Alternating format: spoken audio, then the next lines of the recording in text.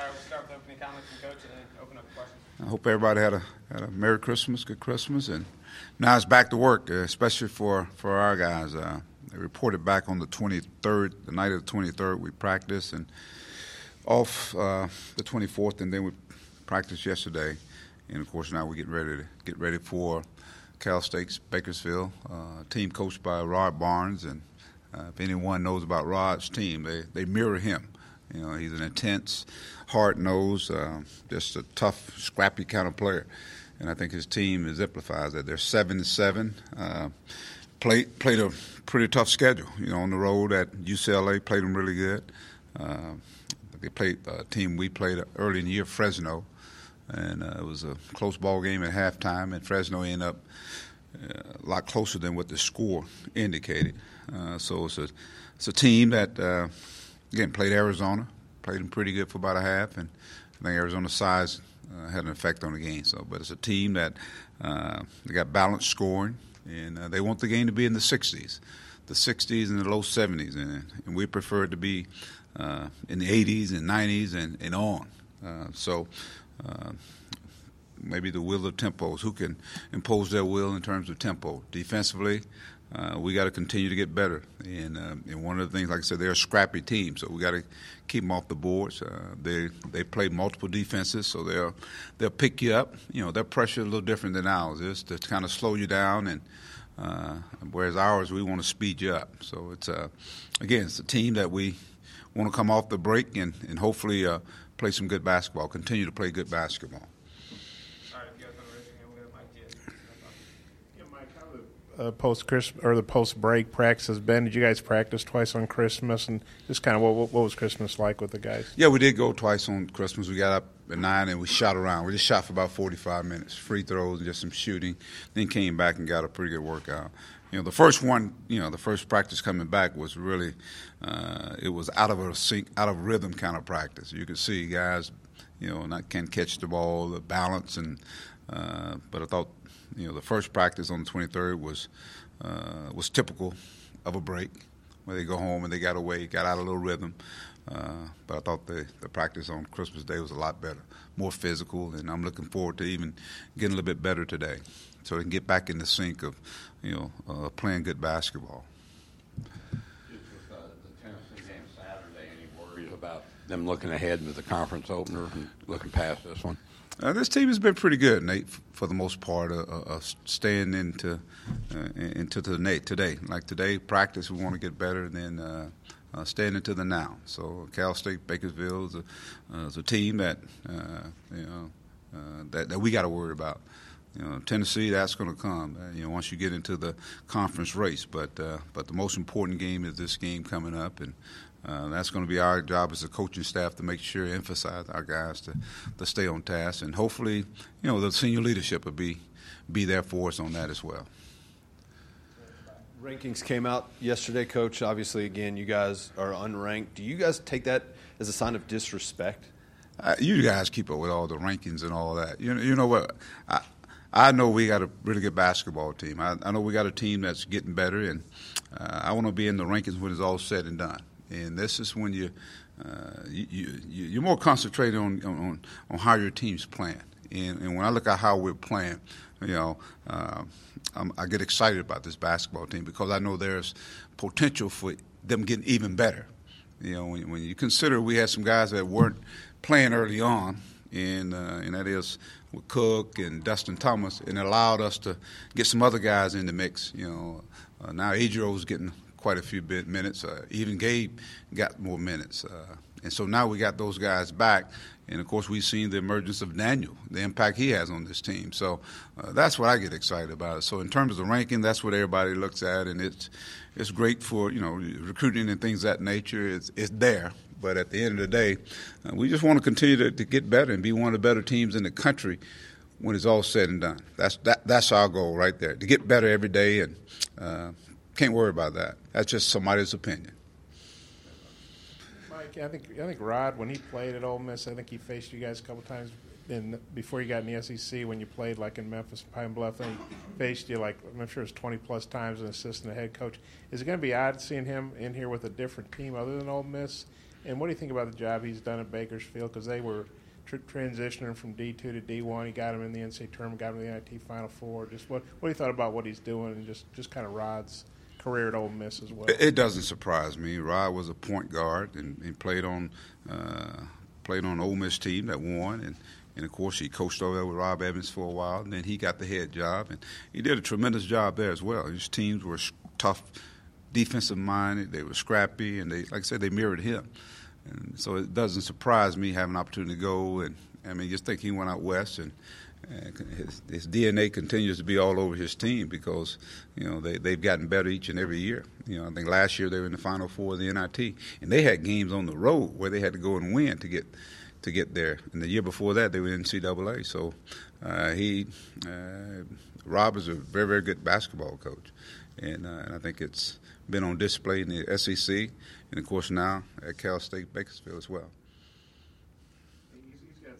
He's recruited Mississippi. I think Jarkel, I think I'm saying his name right, is from Oxford actually, and Holden's from Player of the Year in Mississippi. Yeah, what do you think about how he's what do you think about Jarkel and Holden, and just kind of how he's taking some Southern guys out to the West Coast?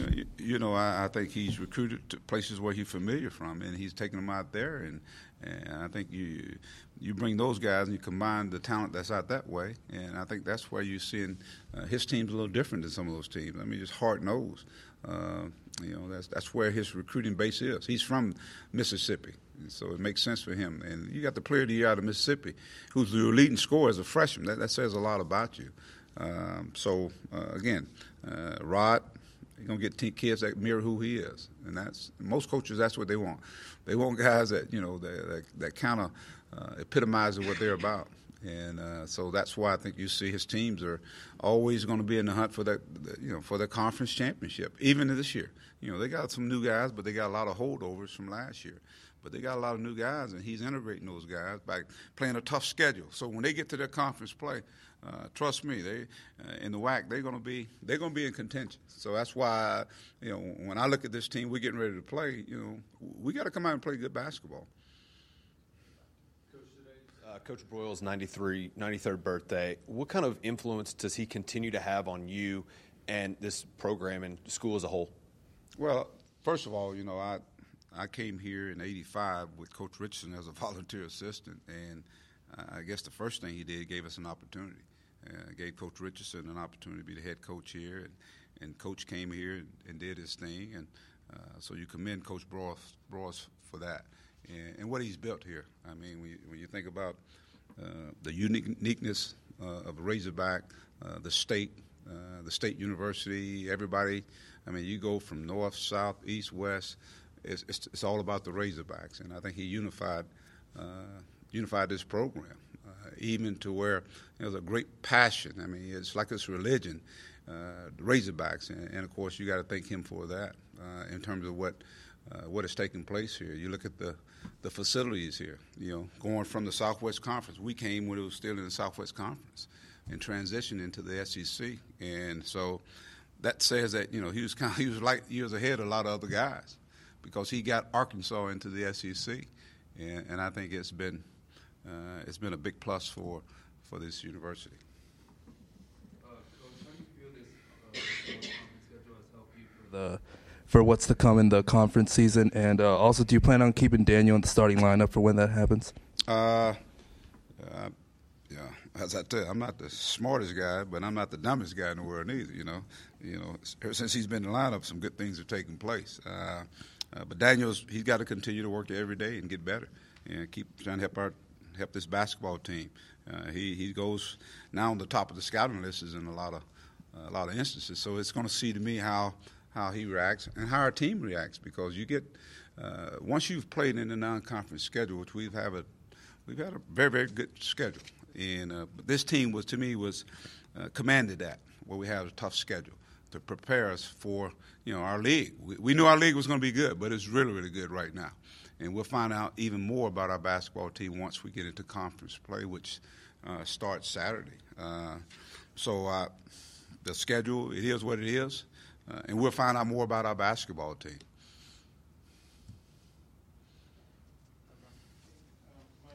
I think I'm reading this note right, that this is the 7th time This is the first time since '94 you guys have scored 90-plus points in 7 of your first 11 games. So that's obviously a good year to emulate. What do you think about that stat? I think our guys are playing the game the right way. I think, with 6 seniors on your basketball team, and, you look at the emergence of C.J. and Adriel Jones, how Daniel has kind of started figuring out some things. Darius Hall. So I think the depth of this team is really showing itself defensively and offensively.